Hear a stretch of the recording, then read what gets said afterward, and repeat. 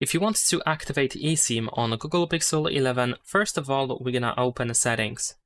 Once you go to Settings, then in here we're gonna choose Network and Internet. Then you want to go to SIM, and then here we have the Add SIM option. And if you don't have any physical SIM, if you don't have nano SIM, for example, inserted into the phone, then most likely you will open this menu straight away. Now over here we can set up an eSIM, or we can transfer a SIM from another device. So in here we're gonna choose Set up an eSIM. And now we need to wait a couple of seconds, and soon we should be able to scan the QR code. There we go.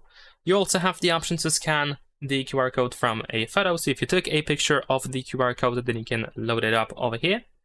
Or you can tap on Try these troubleshooting steps in order to enter the activation code instead. So let me just quickly scan my QR code.